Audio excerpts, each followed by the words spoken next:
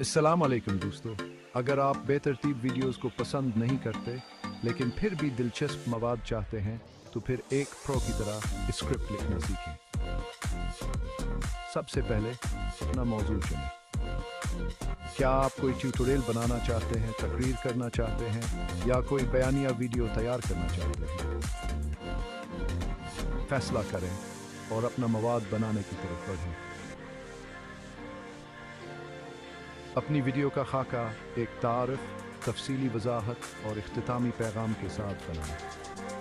इसके बाद अपने मवाद को मंतकी तरतीब से तरतीब दें। एक अच्छी तरह से तैयार करदा स्क्रिप्ट आपके नाजरीन को आपकी वीडियो के ज़रिए आसानी से रहनुमाई करता है। अपने नाजरीन के लिए सही ज़बान और अंदाज का इंतखाब करें।